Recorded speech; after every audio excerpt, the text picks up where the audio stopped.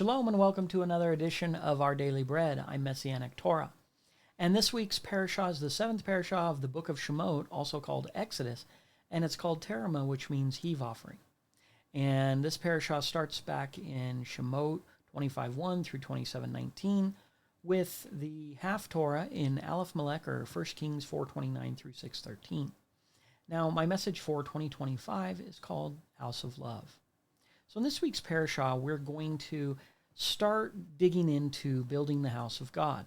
And the reason this is so significant is if you read the Bible, you come to this idea of God dwelling among his people.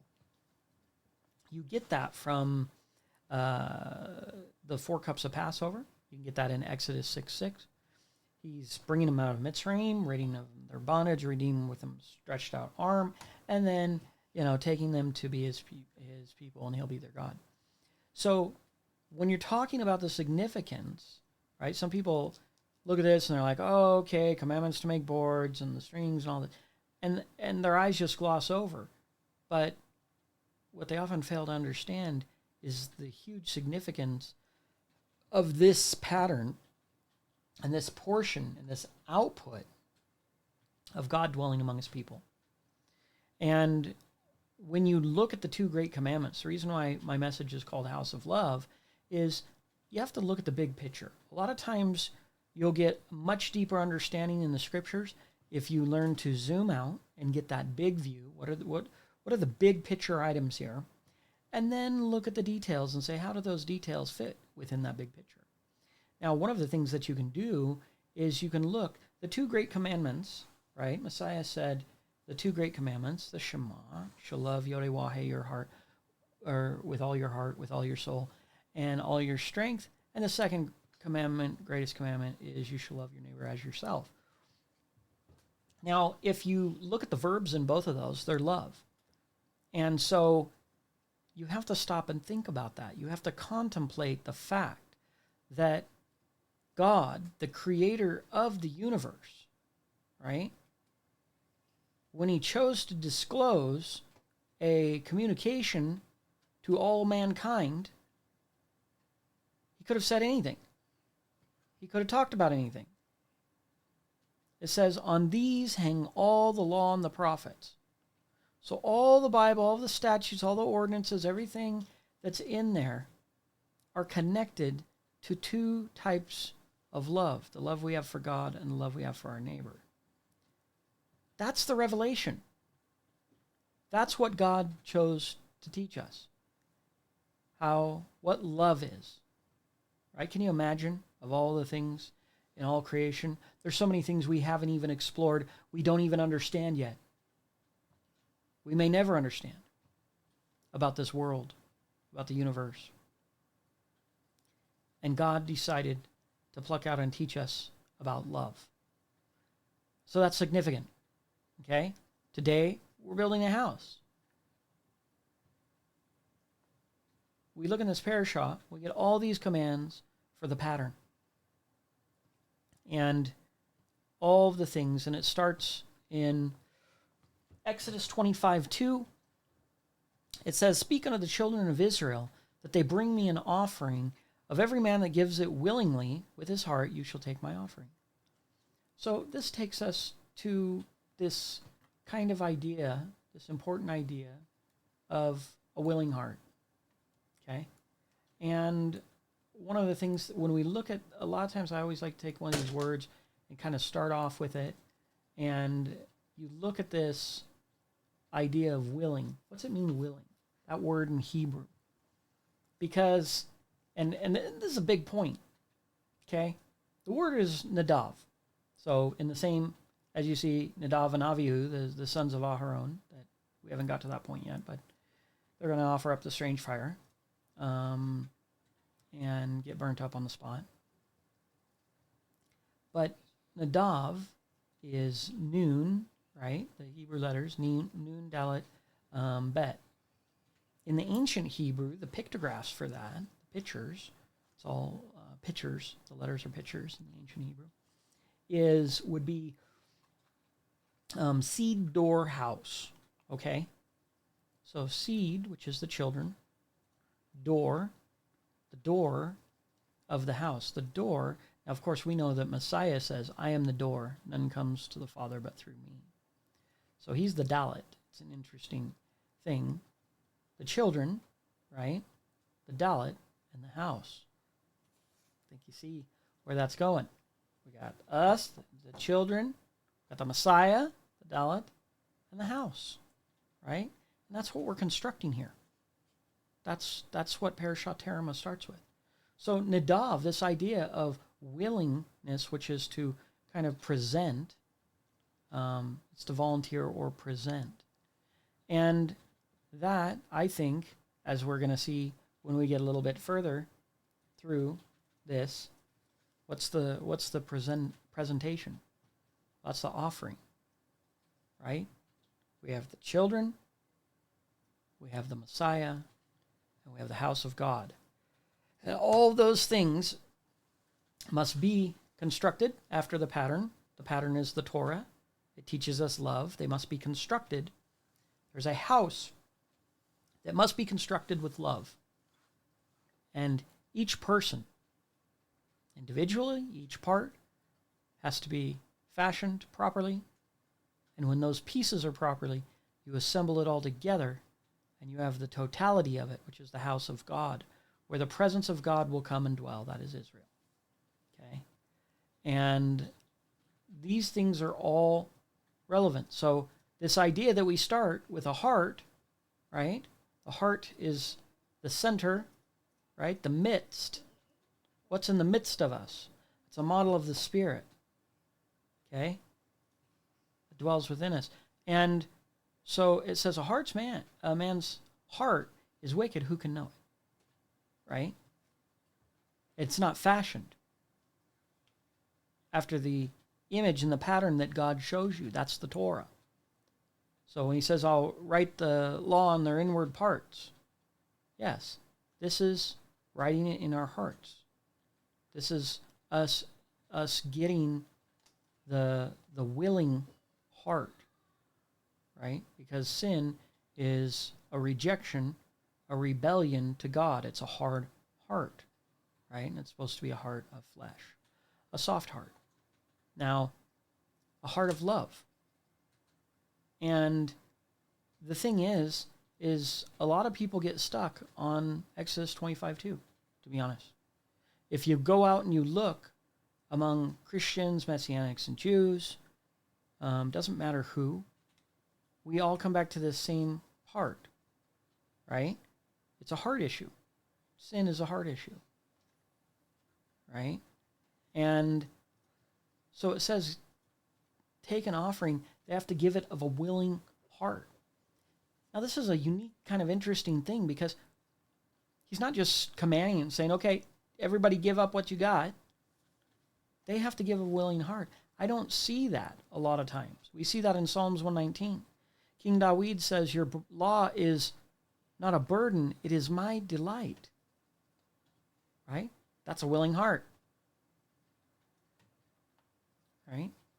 But sadly, if I go, you could just go across religions that all use the same book. We're all reading out of the same book, different ideas.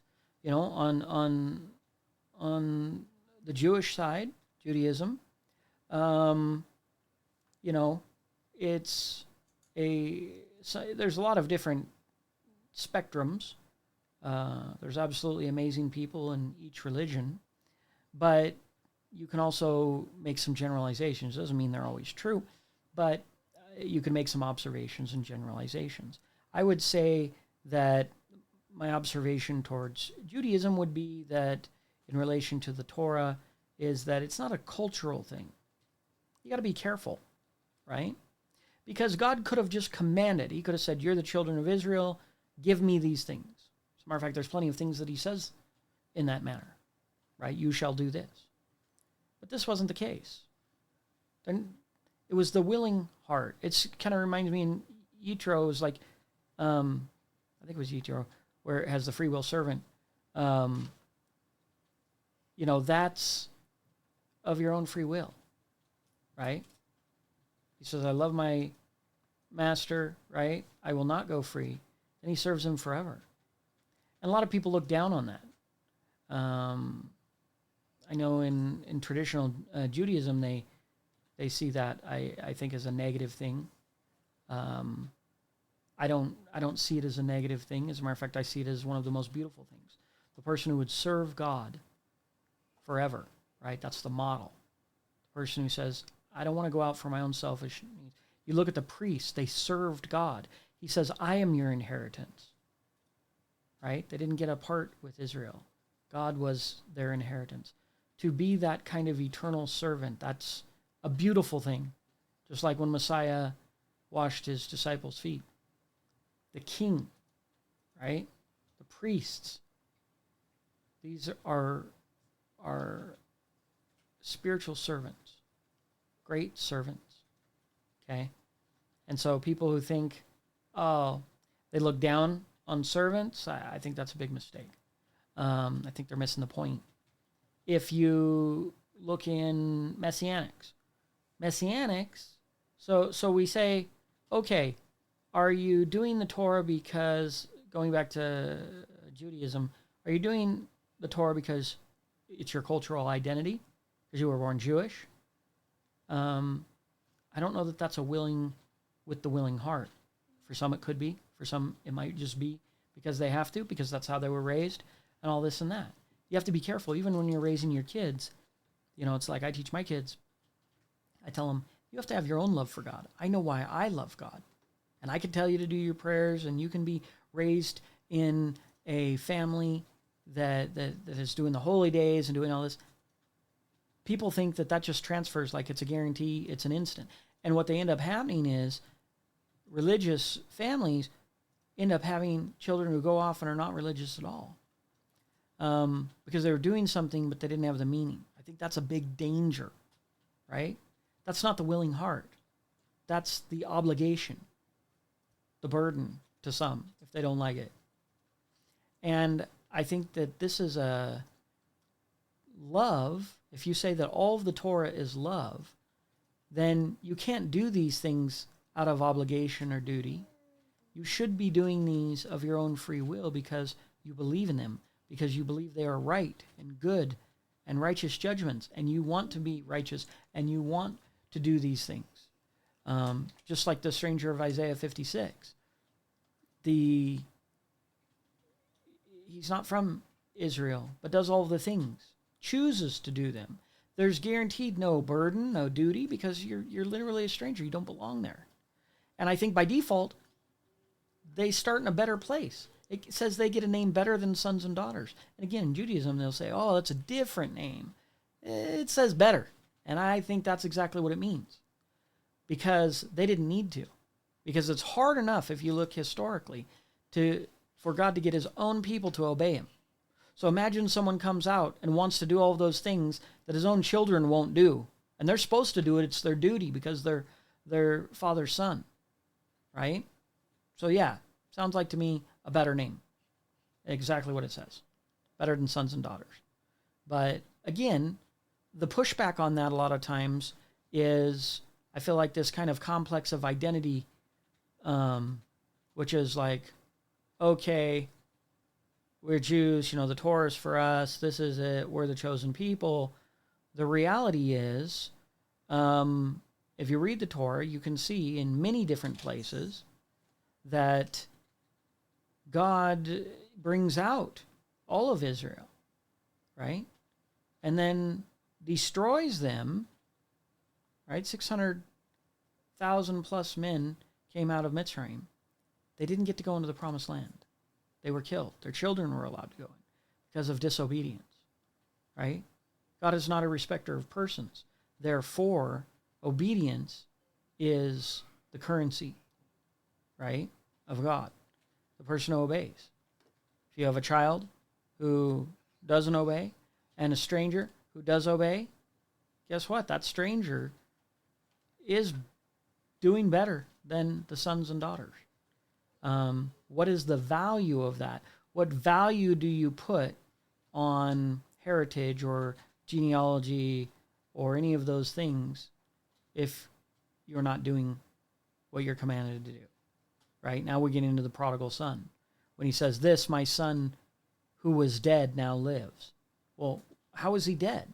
He was alive, but when he didn't do the will of the Father, my interpretation, and he left, I think then you're not being a son. Right? The son is the builder of the Father's name, but not. Right? That's what it means in Hebrew. So you have a situation where if you go across the religions and then you go to Messianics and they say, oh, yeah. They say, we're doing it. It's just not the real main point. Like in one sense, they're saying, oh, yeah, we've got the Torah and that's great. But then they're still focused on salvation. And their version of salvation probably aligns with the Christian version of salvation, which is just a belief, which I don't think is substantiated in the Scripture. I think it actually explicitly tells you it's not belief. He says, don't you know, O foolish man, faith without works is dead. Right? Death is not the promise. Death is not salvation. So that means the absence of salvation if you don't have the works. That's what the Scriptures say. Yet people, you could go line up a whole bunch of Messianics and then what are you going to say? Oh, yeah. Oh, well, the Torah is not for salvation. Oh, it's just we do it because we're already saved. You know, it's like an afterthought. Like, oh, but it's really an identifier and it's what makes you different and special. Right? But then you don't have to do it. It's not really a key issue. It's not really that important. They try and diminish the importance of obedience. That's a mistake. Okay? The whole Torah is a definition of what love is. Right? So if you think that you're saved, right? Because obedience is love for God. So the Son obeyed perfectly, which he had that perfect love for God. Right? And because of that, when you have perfect love for God, guess what? The wages of sin is death. That's when you're hating God. The enemy hates God. That's what sin is. That's what disobedience is. That's a hate towards God. So when you're sinning, you're not loving God. Okay? The relationship with Israel and God consistently was when they obeyed, God fought for them. Right? It says, if you keep these commandments, then I will X, Y, Z, right? It over and over. I won't put the diseases on you that I put on the mitzvah. It's like, there's so many verses about it. And so it's a silly argument, but yet I would say the majority of people that I talk to would probably fall in line with these ridiculous beliefs that are easily disproven in the Old or the New Testament. Take your pick. The truth is everywhere. Right? It's not hidden. Whether you want the Messiah to tell you, whether you want the disciples, right, the apostles to say it, it's in there. Whether you want the prophets to say it, it's in there. Whether you want it to be in the Old Testament or the New Testament, it's in there. Obedience, right? That is love. Just as he says, if they say they love me and keep not my commandments. So this is obedience versus they're saying they love, right? Here's love again. Love on this side of the equation, obedience on the other side. And he's saying if they say this, but it doesn't include this, they're a liar and there's no truth in them. Says the Torah is truth. Right? The Messiah is also called the truth, the light, and the way. Right? So the Messiah was the truth. He loved God with the perfect love of obedience. That's what it is. That's what love is. Love equals obedience. When you're obeying God, you're showing your love for God. When you're disobeying God, you're not showing your love for God. You're against God at that point. So and it seems like the silliest thing. It's like hearing myself even say is like, wow, are we in the first grade? Are we doing the basic lessons? But I can tell you what, I can go in church after church, whether it's, Christians or Messianics or whatever, and this isn't what's going to be being taught. And if you start asking people to go, oh, well, then that's not quite how it is, or oh, this and that. And they've got all these bad teachings that they've heard and accumulated, all of them which are contrary to the scriptures, the Old and the New Testament. Right? They'll try and use the Torah, but you're not going to get past. Show me how, if you say that you're already saved, okay, would you say that's life or death? Salvation would probably, you have to put that in the category of life, right? Eternal life. Go to Revelations, right? Being written in the book of life. Okay? I mean, just a simple question. Is salvation life or death? Oh, it's life. Okay. So when he says, "Oh, foolish man," right? Don't you know faith without works equals dead? This is algebra. This minus this equals death. So death is not salvation. That would equal not salvation, no salvation, loss of salvation, however you want to call it. Right? The dead are not saved. The living are saved. Right? Life is salvation. So therefore, Messiah even being raised again, right? That's life, not death. Well, why was he raised again? Because he didn't sin. Why did he die? Because we sinned. Do you see that? But he didn't die. He rose again because he was perfect. Because obedience equals life, not death. So since he obeyed perfectly, grave can't hold him. That's how it works. So let's go back to the simple equation. So they say if you have your faith and it doesn't have the works, what are works? Does it mean like you're good at like woodworking? You like to vacuum the floor? You build birdhouses? Which work would this be? The only work that's defining is the works of obedience, right? Righteousness is literally the work. You'll know a tree by its fruit. What is the fruit? That's equal to works. It's all in the scriptures there. It's all defined by the scriptures. So the tree who doesn't bear fruit, right? That's works. Is good for nothing but to be cast down and burned. That's what it says. You don't have the works? Destroyed. Messiah says, you have faith without works? The New Testament says, wasn't the Messiah. Faith without works is dead. That's in the book of James. So that means that workless faith, right, without righteousness and obedience, does not equal salvation. I don't believe that exists. And I don't think the scriptures define that as existing. And I think all of the other things promote the same thing. It says, if you love me, keep my commandments. Right? That's works. You know what it means to keep the commandment? If you observe the Sabbath, that's a righteous deed. That's a mitzvot. Right? The commandment. You keep the commandment, equals righteousness. That's the works. That's the deeds. Okay? So if you have those from obeying the word of God, then that equals life, right? That equals salvation. We go, people have been teaching again. Works are nothing. It's filthy rags. They don't understand any of the scriptures they're quoting. It's ridiculous. You got to put a little bit of time. Not a lot. I don't think you need to study for 10 years to read it out. Your righteousness is filthy rags. What are those? That's menstrual rags. That's what the word, just look what the word means.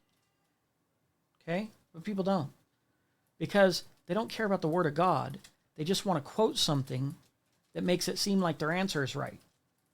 They don't care what the right answer is. They want their answer to be right. There's a big difference between those two things. Most people I talk to that quote the scriptures quote it so that their answer will appear right. Right? But they're not going into the scriptures going, I don't know what the scriptures say. What's it say here? What's that word mean? What does all the scriptures say? Does this align with all the scriptures? Am I on the right path? I don't see that very much at all. Sadly. That's the problem. Okay? So, one's trying to twist the scriptures to justify them. By the way, the serpent did the same thing. Twice. Right? He did it in the garden with Adam and Eve. Surely you won't die. And then tries to reinterpret the scriptures. God knew when the day you ate thereof, your eyes would be open, you'd be like God. He's trying to help them understand God's plan. But in reality, the first preacher, the serpent, was trying to twist and take things out of context to actually get them to do the opposite of what God's intent was for them. God's intent was, don't eat from the tree. That's what they were commanded. The punishment was laid out. The day you eat thereof, you'll surely die. Okay? Anyone trying to change the intent of God, right there when it's clearly obvious, that's what the serpent did. Didn't work out. They were cursed. The serpent was cursed. The woman was cursed. And the man was cursed. Right? That's not a reward. That's not a high five. That's not a, yeah, it's all part of my plan. And now, because you followed my plan exactly, you're cursed, you're cursed, you're cursed. It doesn't work like that. You don't hand out cursings to the people who are doing what you want. Okay? But people have these dumb ideas. I hear it all the time. Oh, that was God's plan. No, God's plan was don't eat from it. The serpent was preaching that it was God's plan, actually, that they break his commandments. And we still have those preachings happening today. Oh, you don't have to keep the law. Just believe in Jesus. And you'll be saved. See, oh, the law was just there to show us what was wrong with us. Now you can break it. It's okay. Because that's just to prove that we can't do it. And so go ahead, lie, cheat, steal, do all that stuff. God's going to give you a big reward when you do all those things because he just knows your heart, right? He just knows how awesome you are. Like, sadly, that's what's being preached out there. Terrible message. Same message as the serpent, by the way. Exact same message. Still being taught today. So if you think you're not being duped, here, thousands of years later, you're still being duped by the serpent. He's still out there preaching, preaching the gospel of break God's commandments. That's God's plan. Don't worry about it. Yeah. There's different gospels out there. That's, as they say, the doctrine of demons. Because there's only two parties here. There's the people who are obeying God and the people who are disobeying God. Good and evil, light and dark, just like he says, choose life, like Moshe said. There's only two sides. You're obeying or you're disobeying. Like, every other argument is stupid. It is a twist. It is a tricky, split-tongued serpent trying to convince you by whatever means necessary that somehow God's plan was you disobey him and that will get you rewards. If you think that, you are being duped. And you're not going to be just like Hava. You're not going to be able to sit there and blame the serpent and go, oh, well, my pastor told me that. Well, I mean, that's what I thought that was the gospel. That's what so many people were telling me. You can't blame somebody else. You get the curse. They're going to get cursings for teaching lies in the name of God. But that ain't going to save you. You're not going to get a pass because you were bamboozled. Because you were so foolish to believe it. Because ultimately you have to make the choice. And in your heart, maybe you just don't want to. Maybe you just don't like having a set of rules. You don't want to obey God. You want to be in charge. It's a power struggle between you and God. Who's in charge of your life? Because when you say nobody's perfect, God doesn't care what I eat. I don't need to eat kosher. You're just trying to say, I'm the king of my life. I make the decision of whether or not I eat that ham sandwich or not. And that's just nothing but you rebelling against God. That's just you trying to be the king instead of God being the king. You know? Because you don't want to submit to the will of God. And that goes back right here. And even if you did, and you were unpleasant about it, and you were bitter about it, and it was this thing, and it says, and how have I burdened you? Or wearied you, right? How have I wearied you? Because people think it's a weariness to have to do the things of God. When in reality, just as we see in verse 2, you're supposed to be doing it of a willing heart, gladly doing it, because you love it, because that is what it is. It's love. And how can you have love and bitterness in the same place? How can they be yoked together? If you're bitter that you have to obey the law, that you can't work on the Sabbath, blah, blah, blah, blah, right? All this stuff. You can't order the pizza that you want. Okay? Again, that's the rebellious child, right? The unruly child, the one that doesn't want to be ruled over. It's a big problem in our world today. Everybody wants the freedom to be as weird and terrible as they want. They want to justify everything, make everything okay, that there's no standards, and, you know, that's good for you, but something different's good for me, and there's no real wickedness. Everything's just kind of different choices. No, there's definitely wickedness, and God defines what's wicked. God defines what's right and what's wrong in this world.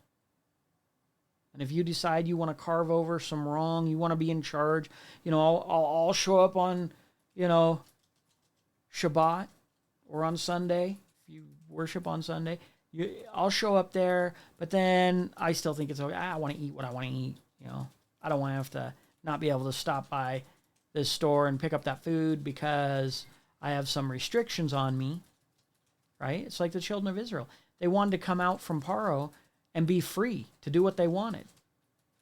But he said, let my servants go. They may serve me, right?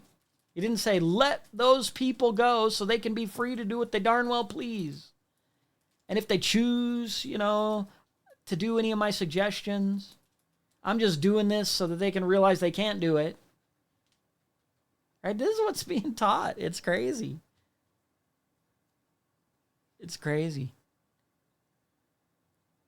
It's nonsensical. It's illogical, right? But they'll say anything to get out of it. If you don't want to do it, just admit that you don't want to do it. Don't pretend, you know, like you're great with God and then think that you don't need to keep his commandments and that you're going to be good with that, because that's not what this book teaches. If you read this book from cover to cover, you're not going to get that. You're going to get the opposite. You're going to see all these people throughout history, his people, get punished by him and killed by him because they wouldn't obey him. Now, does that sound like you don't need to obey? Right? He gave them a singular command many times. He told them to go in and take the promised land. They didn't. And he killed all of the men except for 2. And he saved alive their children, right? That they said would be a prey. Now, if he saved 600,000 men in Mitzrayim and then killed them all because they didn't obey a singular commandment, again, help me understand how that sounds like, zoom forward, that he was just telling us to do stuff that he knew we couldn't do, and he's cool with that. It was part of his plan that we don't do it, and we're getting the thumbs up. We're not getting the thumbs up for disobeying. That's not a thing. That's not even close to a thing.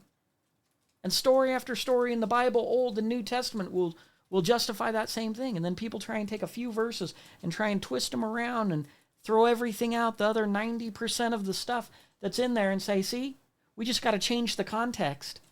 We got to just twist the words like a little serpent so that we can make it seem a certain way in this one thing. If you take this verse and you just take this 2 sentence, right? And then we can just obliterate all the other things. Why? Because the people never loved the law in the first place. That's just a separation of the wheat and the tares. Surprisingly, the tares look like wheat until the end of the harvest, then they turn black. And you see that they're poisonous weeds. There's so many people that don't even understand, just like the Pharisees. Are we blind, they said? He said, if you knew you were blind, then I could heal you. But because you say you see, your sin remains with you. So how many people think in these terrible doctrines that they're good and they got this great relationship with God and all that? They're tares that are deceived, that actually are delusional and start believing that they're actually the wheat. It's crazy, right? But then you say, what is the standard? What did he say? He's going to bind up those that offend. What would be an offense?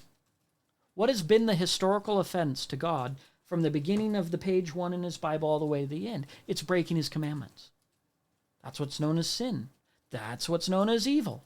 Didn't matter if you did it, Palestine did it, the Amalekites did it, or his own people, or the high priest's sons made a mistake and were killed on the spot by God. But again, someone says, no, even though it says, I am YHWH, I change not. It says, I will not alter the thing that comes out of my mouth. That's what they're preaching in the New Testament. They're saying, oh, preachers who misunderstand, misinterpret, and twist the New Testament are saying, see, God doesn't care what you do. He'll just love you just right. He'll love you even though you're breaking his commandments. He's so nice. Right? That's his plan. You know you couldn't do it. That's a lie. That's how you get people. There's two great teachings that you get to choose from. One comes from the Messiah. Live perfect in perfect obedience, not in faith. Obedience. Faith, meaning you stayed faithful, means you kept obeying. That's what faith is. So people misunderstand from a definition of faith. They think faith is believe, right? It says the devils believe and tremble. Don't you know, O foolish man, faith without the works is dead. Death. So there you go. You're going, oh, okay, I don't got the works. What do you think you're going to receive? Death. Not life. Sorry. That's what it says. Okay? That doesn't require some deep theological debate. It clearly states it. In many places, by the way. You know? From the Messiah. Right? A lot of people, they want to argue, oh, what about this? Oh, here it says Galatians 6, Galatians 6, 2, blah, blah, blah. Okay, first of all, what they don't do is get a quote from the Messiah. The ones that say, this is how it is, and you got to do that, are from the Messiah. The ones people try and counter-argue by twisting are from Paul. Okay? They're not from the Messiah. So don't try and roll up a 2 Timothy says this. The letters to the Colossians. Paul's not your Messiah. If you think he's equal to the Messiah, you failed. If you think he's greater than the Messiah, you failed. And Paul's the only one in the New Testament that gets a warning label. Actually, in the whole Bible. In Peter, it says, to my beloved brother Paul, many things he says are hard to understand, and many twist to their own destruction. And it says, as they do all of the scriptures. But we get a warning about Paul's writings, that people are going to misunderstand them to their own destruction. Not to a little bit of hurt, not to a slight slap on the face or a punch in the eye. Destruction. Well, then again, go back to the Bible. What is destruction? What is destroyed? Evil's destroyed. Where does destruction come from? Again, it's on you if you fail to do the work. Okay? You're responsible. Go to the beginning of the Bible. Make a T-chart. Get yourself a little piece of paper. Show all the destructive moments, things destroyed, people destroyed. What were they doing? What happened? What caused the destruction? This isn't hard. What you'll find is from the beginning to the end, it's always the same thing, disobedience. Disobedience to God. Whether you were his people or not his people, you'll be destroyed for obedience. If you disobey God, you'll be destroyed. That's where that's what destruction's aligned with. So all these words have a biblical meaning. And you can literally pull any thread to any one of these things and find out. Just you got to have a biblical perspective. You got to go through the whole Bible and say, okay, it said love. What does love mean? Not what do you think love means? Oh, it's just a feeling. And no. What's the Bible say? Use that word, right? We have the technology. It's so easy. For free software, e-sword.net. Okay, free Bible software. Plug in a word, love. Shows me all the uses in 2 nanoseconds of that word love. I can even look up the Hebrew word with 1 click. Show me all of that use of the Hebrew in case they translated love over here and something else over there. I can get that Hebrew word and read, oh, it'll tell me how many. It'll say, 86 times it's used. Cool. I could just go and read each. I literally can click it. I don't even have to turn a page. Instantly. Here's the first use. Okay, read it. What's going on there? What's causing it? What's the context? Okay, read the second one. Okay. I'm going to read all 86 of them now when I know what the Bible has said about love. And now I can define love, that word, from a biblical definition. Not a feeling, not what do I think, and then the guy next to me thinks something a little different, and his idea of faith is different than your idea of faith. And if I go out and take 10 people and say, what do you think faith is? I'll get 10 different definitions. But I won't get that if I just look at the word faith and then go into the Bible and say, let me read all the verses that have this word faith in them. And it'll give you the context of what faith means. That's what I call the biblical definition of that word. I don't want to know what I think. I don't want to know contemporary thought. I don't want to know what Brown Driver Briggs dictionary or the Nave's topical concordance. No. Use the Bible. Not man's ideas. The Bible. The Bible will tell you what the Bible says. And oh, by the way, that word, right? If you look at it just like I did with Nadav, it's 3 Hebrew letters. Those are pictographs. Those are pictures. Kind of like hieroglyphics. Each letter is a picture of something. And the pictures define what the word means. You see what I'm saying? So you can go back to the ancient writing and get the definition and then read all the uses of it. Cool. Now you probably have a pretty good idea what that word means. And it's probably not what you thought it meant. And who cares what you thought? You are not the Bible. The Bible's the Bible. If you want to know the Bible, study the Bible. Don't study your thoughts. Don't study the thoughts of a pastor or a preacher or an organized religion or, traditions or the world's interpretations or anything like that. You're going to be confused. God says, I'm not the author of confusion. Okay? It's there. The data's there. You can read it like anybody else can read it. You can look up that word, trace that word throughout the scriptures, see all the ways it's used. I've done this many times with words. You want to know about salvation? Cool. You want to know about grace? Oh, so many people, we're not under the law, we're under grace. You don't even know what the words you're saying mean. It's like talking to a toddler who's saying a word, but they don't actually know what it means. They heard it and they're repeating it. You see what I'm saying? Okay, well, cool. You know what grace means? What's it mean to you? And I can instantly tell if they've actually read what that Bible word means. Because if you go through all of the uses of that word in the Bible, it's not hard. Literally, I could pull up here. 2 seconds. There it is. On the loose thing, 159 verses. Okay? Now, some of those will be a little different because you can go here and see, Hebrew. It's like in the Strong's Concordance, H2580, Hain, right? That's grace. You're going to find that. And there might be some subtle variations throughout there. You might get 2 or 3 or a few variations. And you can just literally, again, I can click and see the variations, but I can see the first use. It was, and Noah found grace, which is really better translated as favor. Because people have oversold it's this free gift of grace because they're subtly saying, don't do anything. You can't do anything. Don't try and do anything. Because that's what they're preaching. Those two great teachings I was telling you about that are being preached, one from the Messiah. He obeyed God 100%. His whole life was obedience to God perfectly. Guess what he's teaching? Perfect obedience. The enemy of God, from the beginning, the serpent in the garden, is teaching, I'll say God's words and try and trick you into thinking the goal was to disobey the law.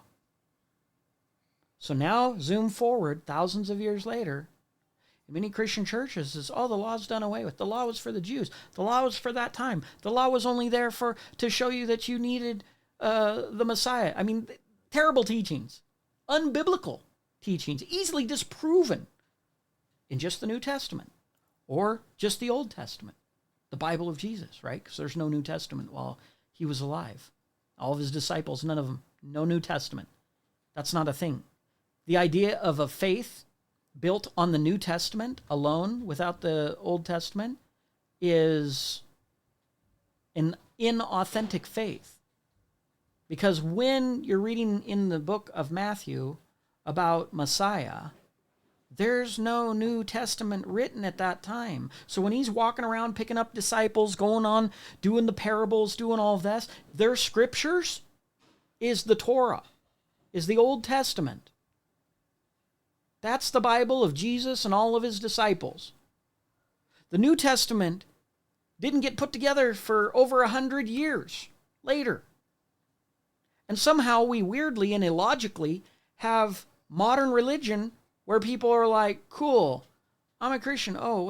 They have the Bible, but if you really nail them down to it, they go, well, we really just focus on the New Testament. It's like, cool. So you're not an authentic Christian then. Because if you're saying you're following like the disciples, the true Christians, their Bible was the Old Testament. They never built their faith on a New Testament. They built it on the Old Testament. So if you think that you have grace and salvation, all that, you have to show me that faith from the Old Testament. Because the authentic original Christians, the followers of the Messiah, the people who sat as he spoke parables and listened to them, the only Bible they had, the only scriptures that they had, was the Old Testament. And so when they're looking and listening and going, oh, that's the Messiah? Let me go check the Bible. Oh, let me check that Old Testament that I'm living by. You know, the Old Testament. And the things he's teaching have to align with this Old Testament. Because if he's speaking something different than our Bible, he probably is not from this faith. So then you get this weird thing where modern Christians are saying that they're like the disciples and the apostles and they're following that faith, yet they're using the wrong book. They're using a book that those people never had.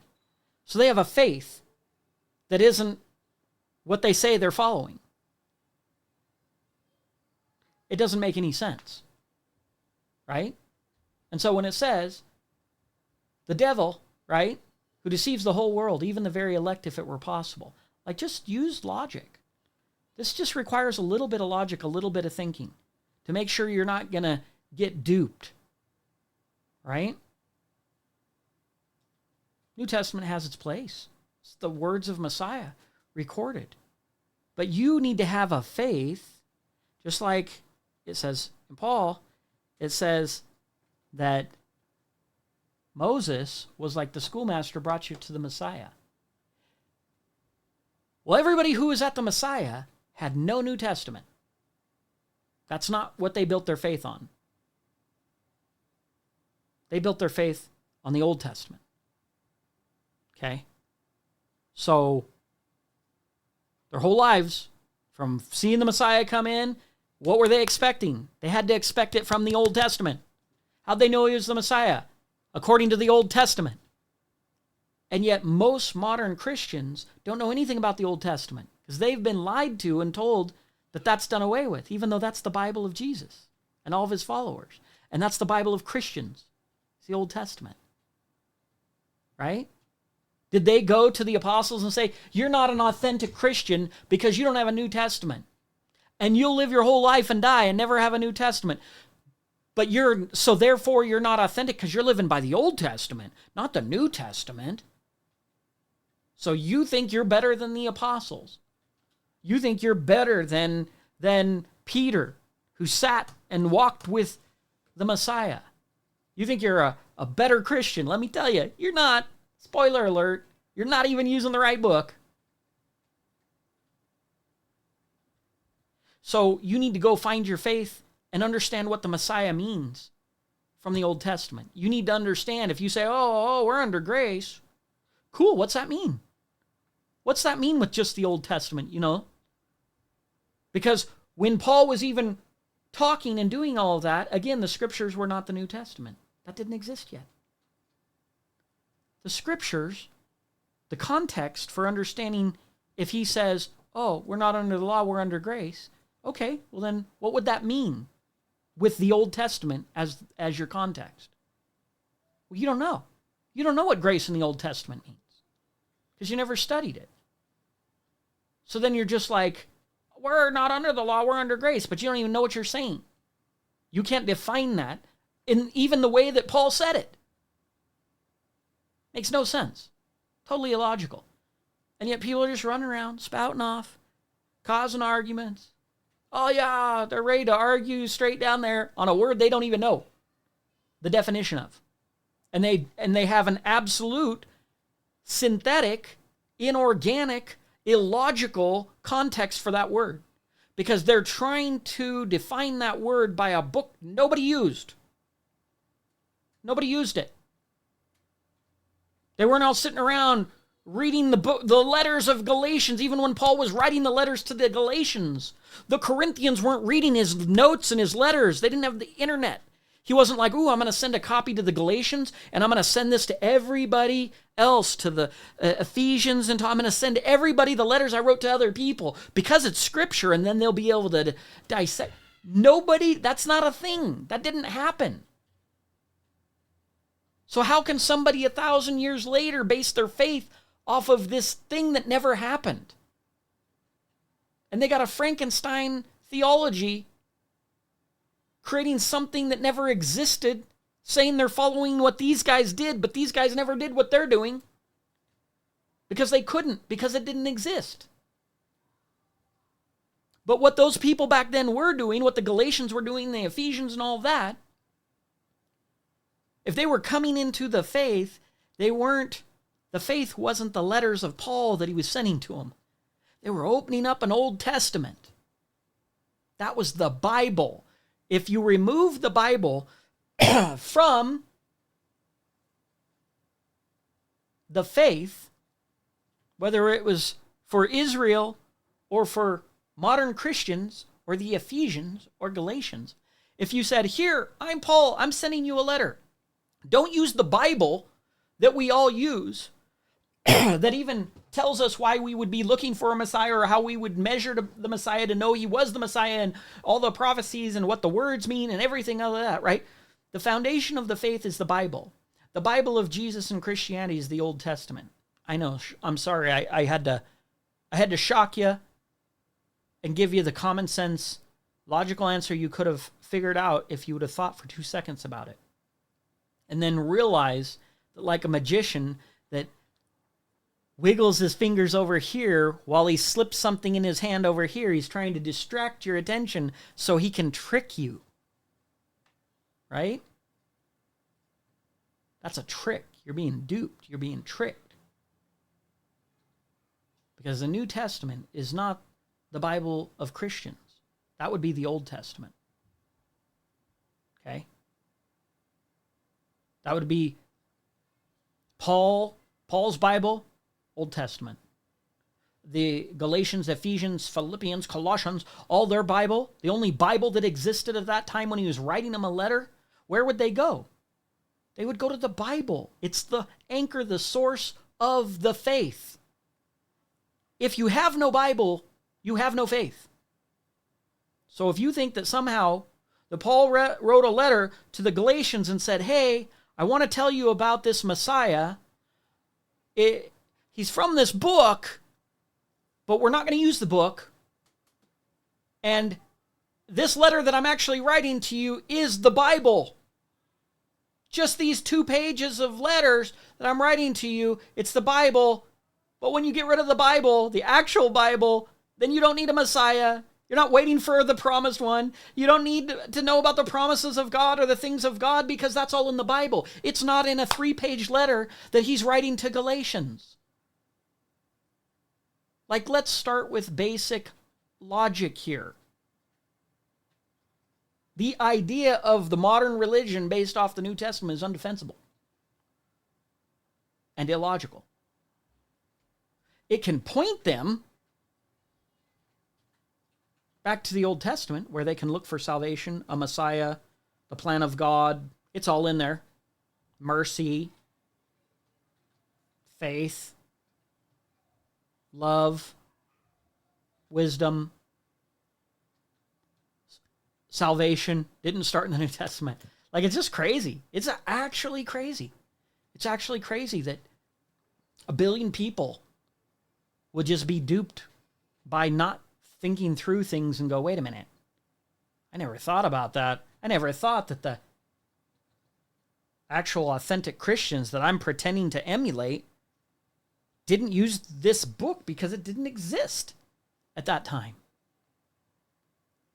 I never thought that you can't have a Bible-less letter go out to a Galatian and become the Bible itself when it's only 2 pages of a letter, which did not include all the letters he sent to everybody else. He didn't have a photocopy machine and go, okay, I'm now the Bible maker. My words are scripture. Da-da-da-da-da. Let me send this out here. And like, that makes no sense. He's also the only person who says, this I say and not the Lord. Right? I had fun time with ChatGPT trying to figure out how that can work. If he said something that's not the Lord, it's just his opinion, then how can it still be the scriptures? Because then people argue and go, it's still the scriptures. It's equal to. But if he's actually literally saying himself that he's saying something that isn't from the Lord, that means it's not the same as what the Lord would say, or he'd just be repeating what the Lord said. If the Lord said, you shall not steal, and he goes, here, this I'm saying and not the Lord, we shouldn't probably take things that don't belong to us. Let's say he does a little variation. So it's like, that's actually what God said. He said, thou shalt not steal. So for anything to be outside all of the commandments that God gave, all of the wisdom and knowledge that God gave, inspired scriptures, for it to be outside, there's only one thing that's outside the will of God, right? That God didn't say. God created everything, right? The only thing that would be not what God's saying would be something against what God's saying, right? God didn't tell you to go steal. So if a person said, hey, this I'm saying and not God, go steal something, that would make sense. Logic. Because if you reaffirm something that God already said, then that's actually what God's saying. You wouldn't need to say, this I'm saying, but not God. God didn't tell me to say this. Okay? So how is that possible for what Paul said to be scriptures when they're just letters sent out? How is it equally possible for that to be true, but also for him to say things that he says and discloses this isn't from God? Then what parts are from him and what parts are not from him? And now, that would tell me, at best, you'd have to validate that the only things that he would say that you should believe are scriptures are things that are already knowable in the scriptures. Because they'd have to align with what the scriptures already say. Because then he's not really saying it. He can't take credit for, hey, I'm saying, thou shalt not steal. No, God said that. It's not you taking credit for that. So now, if you're saying there's something outside of that God didn't say, then what's that about? That's you, a man, not God. Right? that would do two things to me. Either A, say, he's not always speaking for God. B, he's saying something outside of what God told him to say. Nadab and Abihu actually got burnt up on the spot for offering a strange fire. It says that God did not command them. That's kind of like, this Nadab is offering not something God told me to do. Boom, burned up on the spot. High priest, firstborn son, second in line to be the most holy person in Israel. Burned up on the spot because God didn't tell you to do that. As a matter of fact, there's multiple verses throughout the scriptures about people who say things and proclaim things that in God's name that he didn't tell them. Okay? So it's a bit of a tricky verse. There's some tricky verses, right? And people, it's funny, AI just wanted to keep going, well, so are all the words of his inspired? Well, yeah, but then he just said that he literally himself said that it wasn't. Okay, like the math has to math. Either not everything said is coming from God, and some of it's coming from his own opinion, which means then it's not all inspired, right? And the only parts that were inspired were the stuff that aligned up with what you could validate, which if you knew the scriptures in the first place, you'd know that the scriptures say that all truth shall be established by 2 or more witnesses. The Messiah, who's greater than Paul, said, if I testify of myself, right? He can't, because that's one witness. Because according to the Torah, you have to have 2 witnesses for truth to be established. So if the Messiah can't just testify for himself, how can Paul? Can't do it. He's not greater than the Messiah. I mean, this is all basic stuff, right? And, the Messiah says, I come in my name and you believe me not. Another will come in his own name and him you shall believe. Little tricky riddle for you to think about. Who might that be? Is there anybody in the scriptures who said something in their own name, not in the name of God? Yeah. And where do all the arguments come from to say that create confusion, as even written by Peter in there, to their own destruction? Is there anybody in there in the Bible that an apostle of God says, might want to be careful? You'll probably misunderstand. It's hard to understand what he's saying. And people twist it to their own destruction. And so if someone wants to come to me and say, hey, well, we're under grace. Okay, quote the Messiah. If you want to say, right? If you want to say that the law is done away with, show me where the Messiah said that. Show me where the prophets ever said that. I'll even just take the apostles. Give me the Gospels. Give me that out of the Gospels. Don't got it. The best they try and pull out is, think not I've come to destroy the law and the prophets, which is funny because he's literally Messiah saying, don't even think that. And that's what they think. Oh yeah, I'm going to use that verse to try and prove that it's been done away with. Even though he says, think not that I have come to destroy the law and the prophets. The law and the prophets, that's what the Old Testament was called. He's telling you don't even think that. And people actually use that verse to quote and say, see, he fulfilled the law. Because he says, it also says, till heaven and earth pass, not one jot or one tittle. That's a little mark on a Hebrew letter. Shall in any way pass. It's not past. What's being taught? Oh, it's done away. It's past. That was from before. That was for the Jews. It's gone. We don't have to do it. All that is doing the exact same. They're thinking it, and they're trying to say it's past. Well, when did heaven and earth pass? I don't remember hearing in the history books about, weirdly, the earth going away and heaven going away, and we got a new heaven and a new earth since the Messiah. When it was nailed on the cross. Cool. When it was nailed on the cross, therefore, it's passed by, it's passed away, we've transitioned to a different thing, so then heaven and earth passed away too, right? That would make sense and make the words of the Messiah true, right? It didn't happen. As a matter of fact, in the future, there's a moment where it already says we're going to get a new heavens and new earth. Now, on the other side of that, we can talk about it. But right now, 100%. Still the same as it's always been. Okay? This is all easy. This is all easy. If you looked, if you cared, it's there. It's not hard. So I want to know what grace is all about. I can just simply go up there. And you know what? I can... Let me see. I can just drop down. This is what's nice. eSword. e-sword.net. Super easy. I can go ahead, do a search. I told you, grace, we go, oh, Old Testament. Yep. Is that it? Now give me the old. I want the Old Testament. Oh, I didn't hit the search button. Okay, grace, 37 times. That word in the Old Testament. Okay, I can go read each one of them. I can see who. Oh, by the way, Noah found grace in the eyes of YHWH. And it says he was just and perfect in his generations. Yeah. Oh, his righteousness is filthy rags. Really? Because the Bible said he was perfect.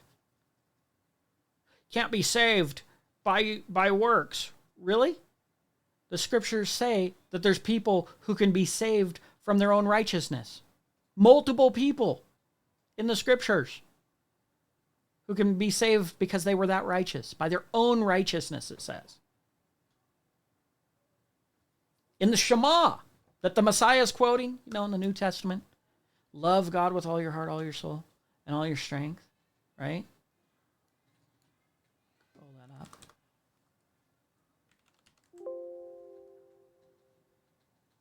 Okay, and what's it say? He's sitting there quoting. Let me grab it real quick here.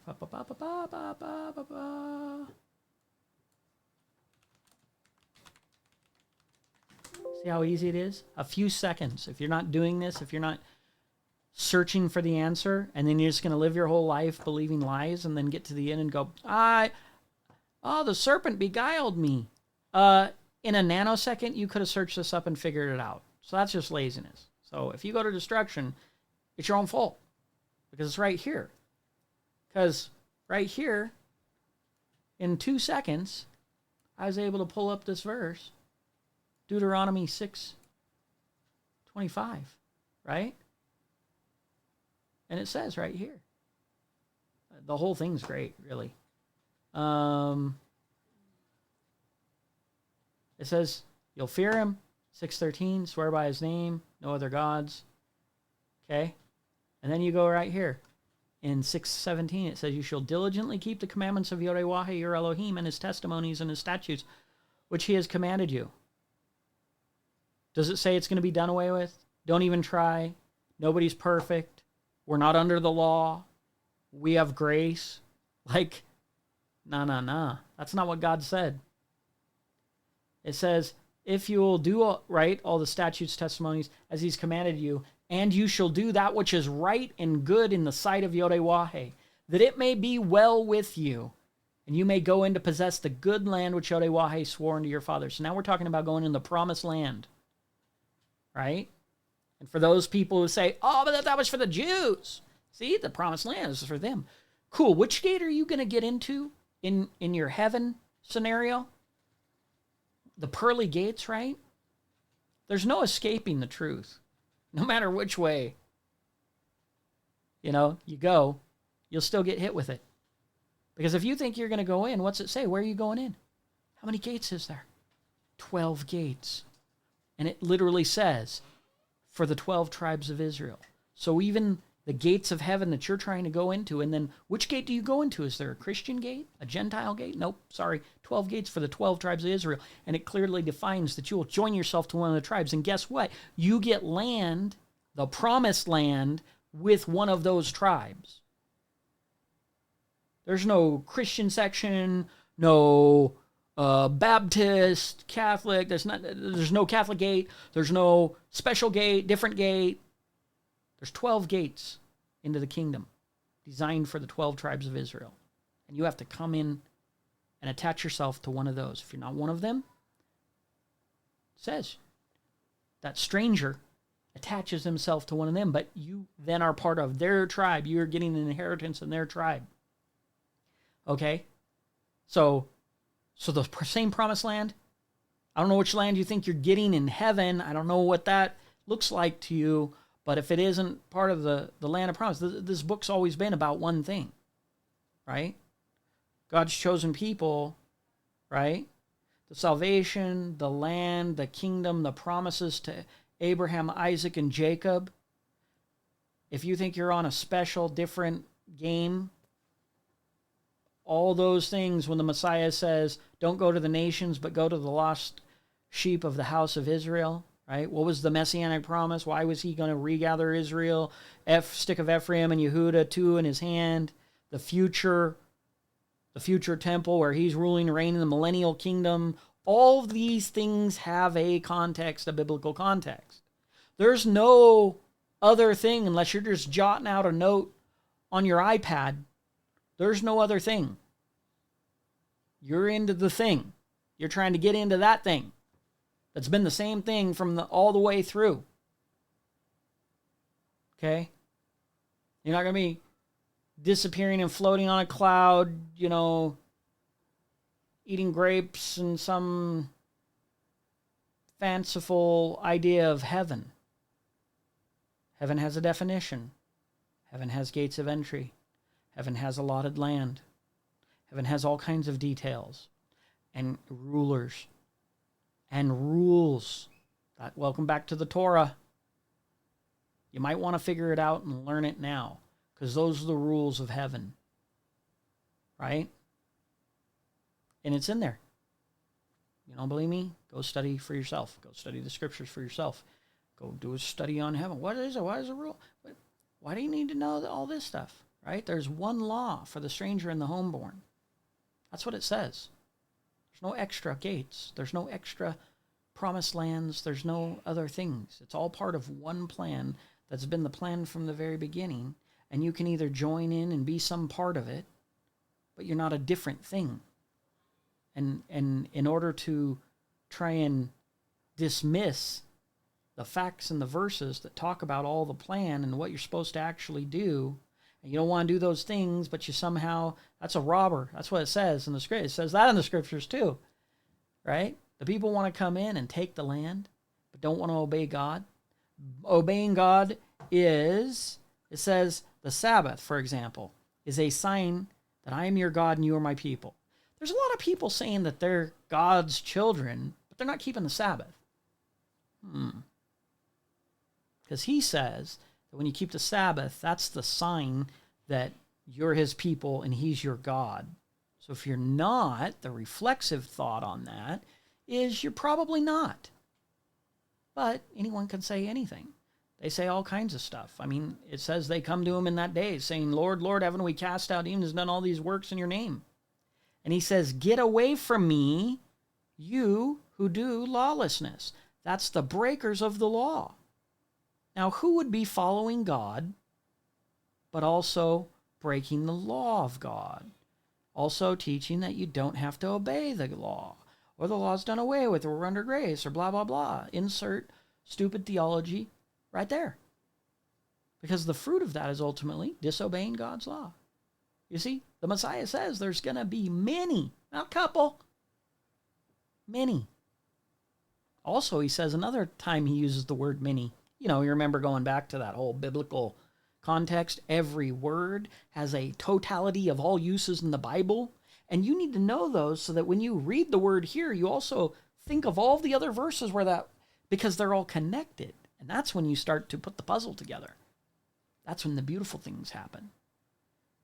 So he says, many come to me in that. What's the definition? Many come to me in that day, saying, Lord, Lord. So this is the many. Has he ever said anything about the many before? Oh, yeah. He says, wide is the gate that leads to destruction. Here comes that same word again. See these patterns? Because the same people are defined the same way all throughout the Bible. The words are attached to them and they keep popping up. It says, and many are they who go. Many are they who go through. And narrow is the gate, and few that find it, that leads to life. So the many going for destruction. The few are the ones, that's what leads to life. Remember what I was saying about death? When he says, foolish man, faith without works is dead. Right? So death. Many who go to destruction. You know why you know destruction equals death? Is because the opposite contrast that he says there is few. So you have the many and the few. This is algebra. Many up here. Few underneath on this line.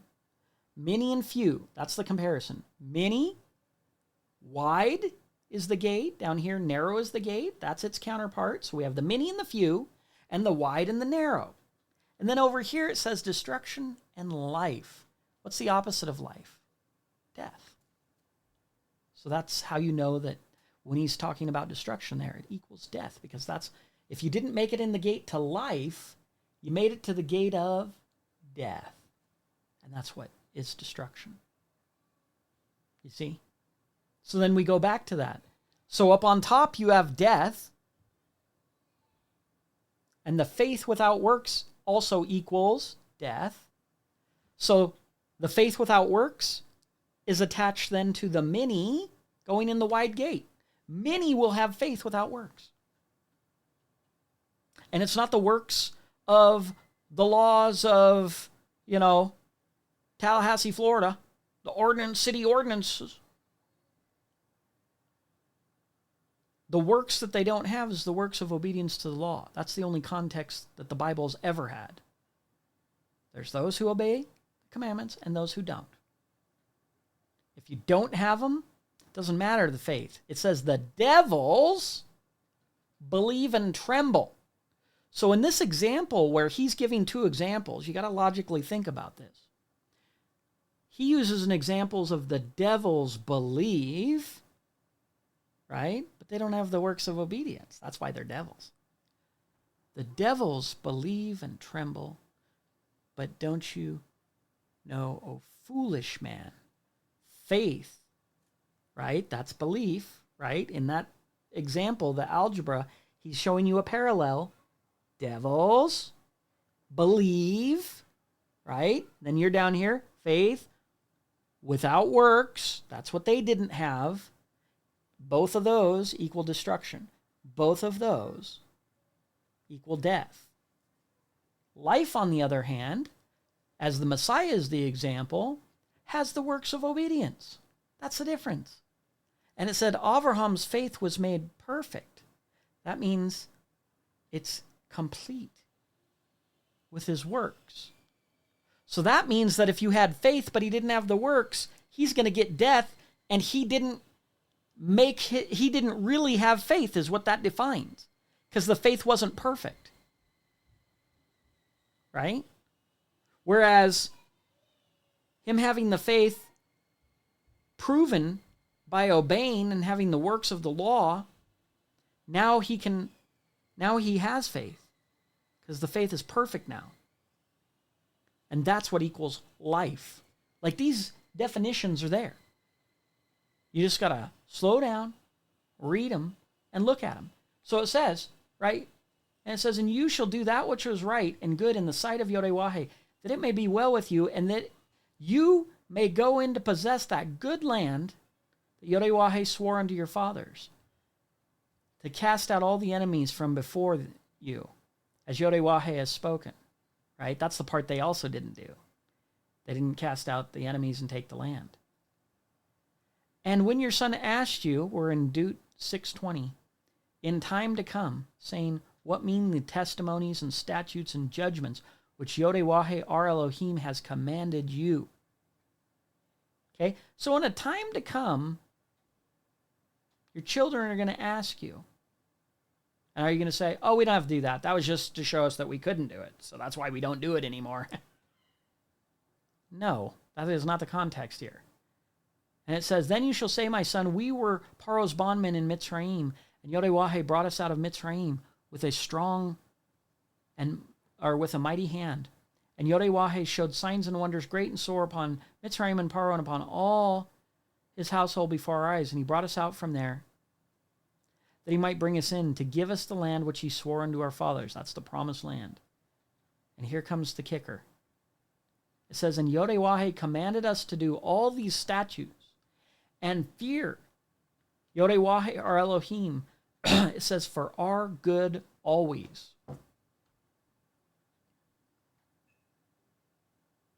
Okay? And those words are actually kol yom, all days. That's what it means. Does all mean all? Or does that just end a few thousand years later? No. When he says leolam vayed, it's or kol yom, both of those. It's forever. Forever means forever. And so again, people are like, "Oh yeah, that was just for that time." That's not what it says. It says forever. Oh, that was just for those people. Well, show me how. Show me the plan, the line where there's a new people that comes in, right? That's replacement theology. There isn't a new people. There is a new gate into the kingdom. There's not additional land besides the 13 or the 12 tribes. There's not a 13th allotment, extra stuff. Like, you're living in make-believe. Okay? So it says that he says, for our good always, that he might preserve us alive. Hayah. Right? Again, notice that word life.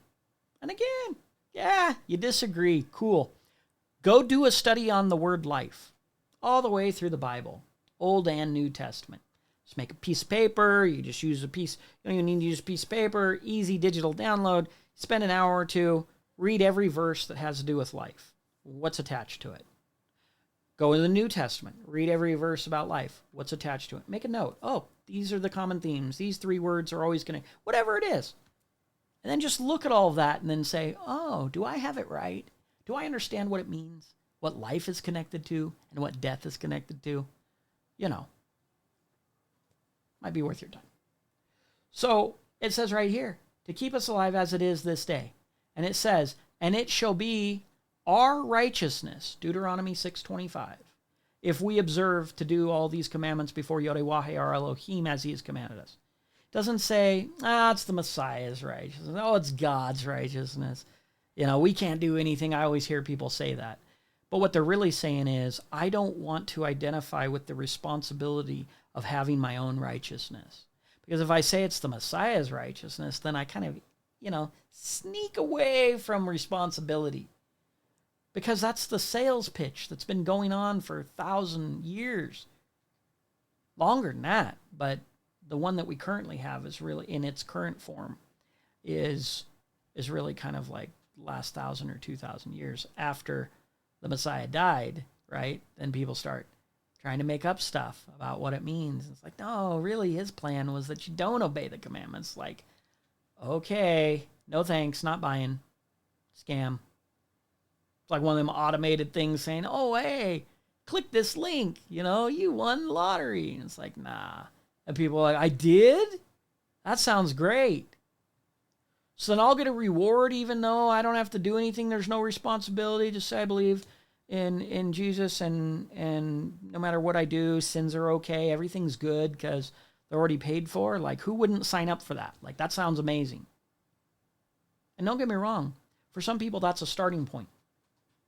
But hopefully you get in the Bible and you read the Bible and you use some logic and you figure out what the true plan of God is. Because what the pastors and preachers are selling to get more members, to build up their tithing plate, that is not the thing. And that's not an opinion. That's in the Scriptures. The Scriptures will prove that to be true or not true. If you didn't do your due diligence, hey, I'm sure there's a lot of people. I don't care what other people believe. I'm accountable for what I believe before God. I'll live my life the way I live. And if people think that's stupid or they disagree, cool. You live your way, they do anyway.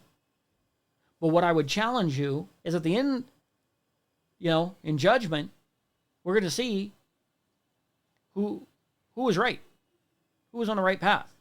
This is going to be a terrible shock and awe time when all the people who thought they didn't have to do anything and didn't do anything, therefore. And then now it's too late and they're being judged and they're going, oh, I'm not getting a good judgment, but someone told me this or I believe that. And it's like, you know what? But you could have found it. You could have looked, okay? You could have pulled up the word study on what salvation means, on what life is, on what grace is. You could have used logic to figure out what the Bible that Jesus used and that it wasn't a New Testament. You could have figured all the same things. Nobody told me and said, hey, oh, yeah, there's this. I just studied the Word of God as we're supposed to do anyway. And if you pick up that book and read it from page 1 to the end, and don't try and think what you know what it already means, just go, what is this telling me to do? That's what I'm going to do. Then you should come to the same conclusion. If you don't, it might be a heart problem. Okay? But if you don't want to do it, don't do it. You're not going to anyway. Just don't justify it. Right? Just like the prophet said, if you follow Baal, then follow Baal. And if you follow YHWH, then follow YHWH. Same thing Messiah said, give to Caesar what is Caesar's, and give to God what is God's. Right? You don't need to mix them. If you hate obedience, you hate righteousness, righteous works, basically the way the Messiah lived his entire life, if you hate, because it's a reflection of God, the law is a reflection of God. The law is love. If you hate love, then you are hate. If you hate the way the Messiah lived, then you are his enemy. If you hate the commandments of God, then you're an enemy of God. Like, it's that simple. No need to pretend that you're on the good side when you're really the enemy. That's the wheat and the tares. I mean, I guess, the reapers, the angels, will figure it out when it's time for the harvest. But it's like, I put this out because I think there's some people who are probably genuinely ignorant and been misled because it's like groupthink, because there's wolves that are trying to devour the pack and teach lies, that are trying to... What do you think the serpent was doing in the garden? You think he was there to get a new follower? God said that when they ate from that tree, they would surely die. So if the serpent comes up and says, go ahead, eat from the tree, you're going to be fine, he's trying to kill God's children. You see? It's as simple as that. So, bad theologies, that cause you to be a fruitless tree, to bear no fruit. And the Messiah says that tree is good for nothing but to be chopped down and burned. Then when someone's saying, yeah, you should be a fruitless tree, we don't need the works. I mean, that's filthy rags. We're under grace, blah, blah, blah. However you want to say it. Okay? That's, again, be careful. Be careful the teachings that you believe, that you listen to. You're responsible. Not me. I'm just sharing what I think, what I believe. I'm not telling you it's a fact or true. You can believe or try and discredit it. You don't need to. People think, oh, yeah, what about this verse? Oh, cool, bro. You could pull up, a children's book and go, hey, in Cat in the Hat it says this, so I'm not going to obey God. It's like, okay. However you need to justify and tell yourself that you think that you don't need to obey God, then you're not going to obey God. You just don't obey God. But if you're going to walk around life and just tell yourself, I'm good with God. I really proved him wrong because there's this verse in Cat in the Hat on page 3 that says this, and technically in the Greek it means this, and that means at the end of the day, oh, wait, what's the output of your formula? That I don't have to keep the commandments. Okay, cool. Don't keep the commandments. See how that works out. And if you're going to go along and go, oh, yeah, see, I knew we didn't have to. I can't wait to meet God and see my reward for disobeying his commandments. Because he's going to shower me in rewards. Okay, again. Remember what he said? That he was going to send a strong delusion. Right? I'll pull it up for you. See, that's how easy it is. Because that's what it is. It's just a straight delusion. Let me go whole Bible. Easy peasy, no excuse for this. It says right here, 2 Thessalonians 2:11. And for this cause Elohim shall send them a strong delusion, that they should believe a lie.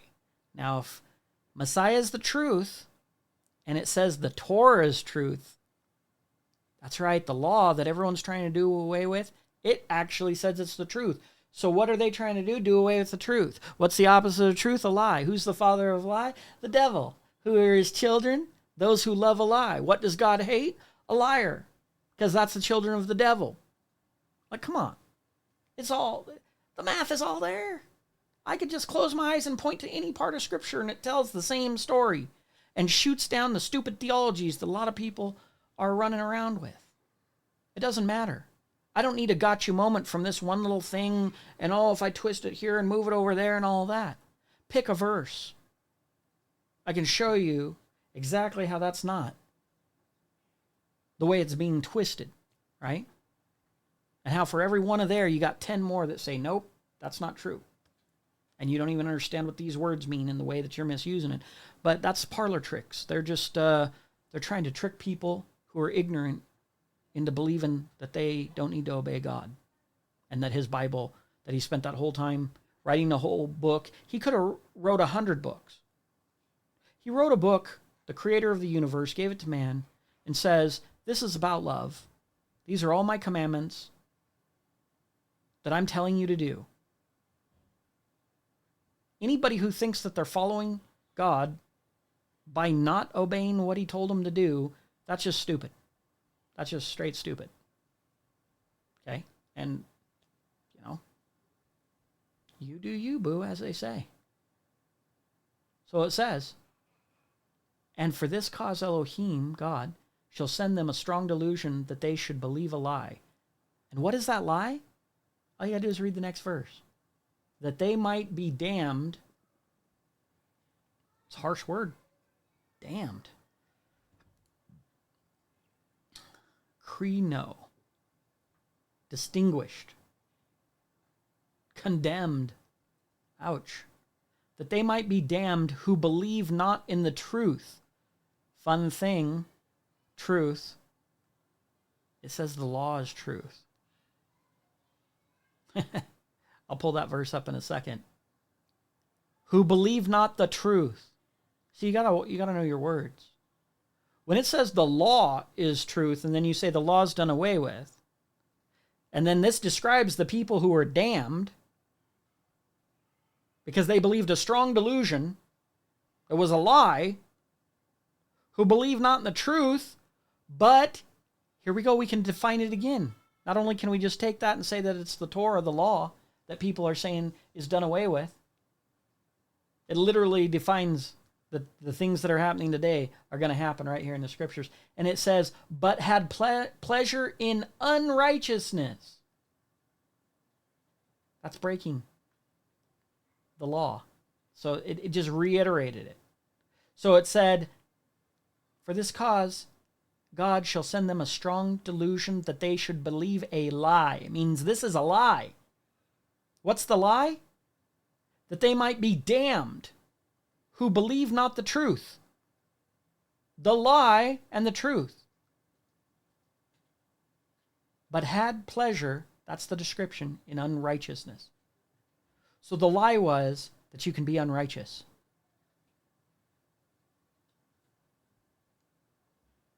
And they had pleasure in it. They thought they were doing good. Thought they were being fine. In reality, they were damned. They would be distinguished.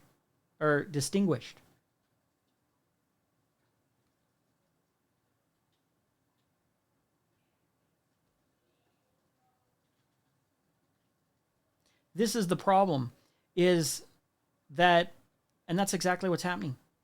People think that they're going to be blessed for breaking the commandments, even though all throughout the Scripture says it's a curse if you break the commandments. It's death.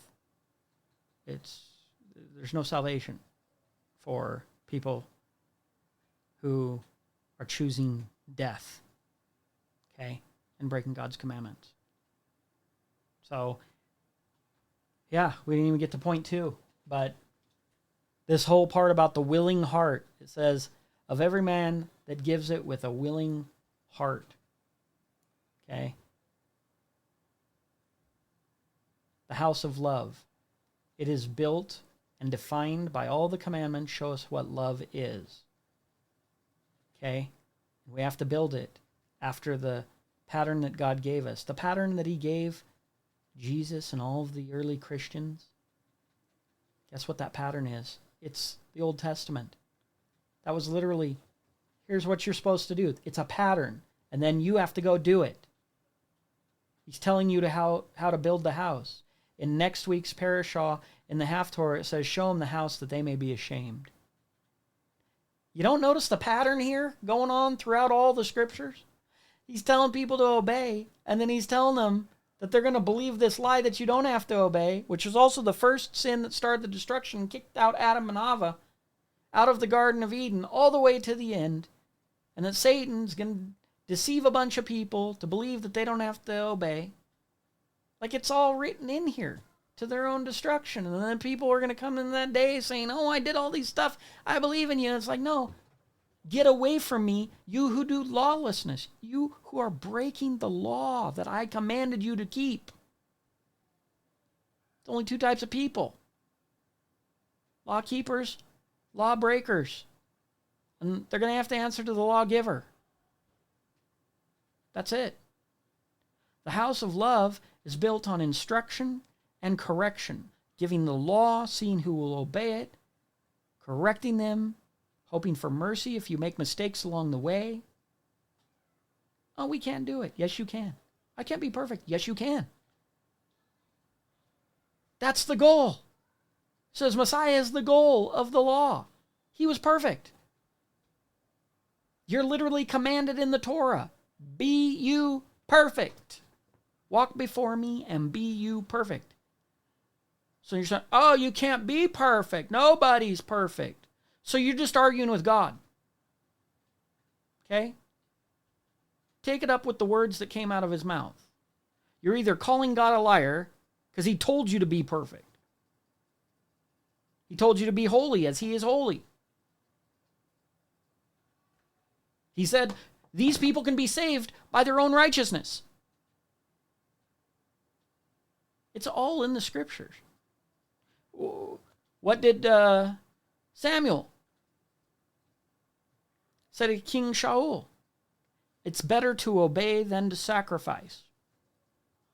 Sorry, Messianics. You go, oh, it's not a salvation issue. Salvation's the most important thing. And then, and then after we're saved, because, it's pretty much we did the most important thing. And then, we'll keep the Torah because that's kind of just gives us this identity thing, but we don't have to. It's not gaining us anything and nothing like that. It's like, really? Because the prophet of God said it's better to obey than to sacrifice. Obedience is the high calling. Obedience is the top thing, above sacrifice. Jesus died for your sin. Okay, cool. You know what else he did? Obeyed God. And that was greater than sacrifice, in my opinion. You can believe what you want to believe. I'll believe what I want to believe. But I'm just looking at what the scriptures say. Since the scriptures don't lie, and the prophet of God said it's better to obey than to sacrifice. Sacrifice is because you didn't obey, and there was mercy because you changed, and you get another shot. That's mercy. Mercy does rule over judgment. It's great. It's not a free gift. You have to earn it. You have to repent. You have to go back the other way. You have to stop sinning. And when you do that, you can ask for mercy for your sins that you've committed and hope that you get a good judgment. But the goal is perfection. The goal is obedience so that you don't have to hope you get that good judgment. How many times are you going to come before the judge before there's a little bit of a pattern here? Oh, it goes on forever? Well, what did the Messiah say? He asked how many times you should forgive your brother. It says the same measure shall be measured back to you. Did it say infinitely? Sorry, that sounds good. That's fun. That's hopeful. I don't know. Better check your math. Or check the math of the scriptures. It's all in there. If you don't know, that's your fault. You're not studying enough. See, love and obedience, it's the same thing. Because love is described by the law, and all the prophets hang on that. The love for God and the love for your neighbor. All the law is a definition of those two loves, and ultimately, therefore, of love itself. And all of those are measured with obedience. That is righteousness, which then, when you're tested and you made the right choice, that's righteousness. Then that's how you have both kept the law, and that's how you've had faith, right? You've remained faithful to the law. All of these things, if you believe, that's the least important thing, right? What's more important? Just like I said, the devils believe. They knew who the Messiah was. That didn't help them. I mean, if you didn't know, that'd probably be worse. But even the devils believe. So that's not like, cool. Gonna see those devils in heaven then, because they believe in Jesus. Therefore it says, believe in Jesus, you'll be saved. Do your math, bro. Okay? Belief, cool. That's like someone who's just clueless, like a baby who hadn't even learned a word yet. Okay, now you believe in God. What's next? Learn his law. What's next? Be tested on it. Produce works of righteousness. And then do it consistently enough that you're considered to be faithful and that you're keeping it. You're guarding it. You're keeping it around in your life and the life of your children by teaching your children. He made the covenant with Abraham because it says, I made the covenant with you because I knew you would diligently teach your children and your children's children forever. Again, forever. Not until, not until the Messiah comes and change everything. Not until New Testament Christians come in and say, okay, this is how it works. Forever is forever. It goes beyond you. It goes beyond man-made religion. Forever is forever. And that's the same promise everyone's trying to get in. It was a promise made to Abraham. And it was made because he would diligently teach his children. And what is he teaching his children? The same thing. The same thing Noah kept. Adam should have kept better. All the way up through to the end. There's no new law. There's no... People say, oh, that's a different covenant. This is the Abrahamic. This is the... Again, they're trying to divide the baby. They just won't accept because they're trying to cut away, to chop away, to move away, to explain away, to take away, to diminish. Leolam Vayed, the power of the word of God, it endures forever. It does not change. It is the same one that you're supposed to be keeping till the day you die and long after you. It'll be the same thing 10 generations later of your children are going to be judged on. And 10 generations before you were judged on. And if you want to believe something different, then that's going to lead to your own destruction, in my opinion. Hope this was a blessing. The house of love, that's what we're building. We got to figure it out. People believe all kinds of crazy stuff. Hope this is a blessing. Till next time, I'm going to say shalom.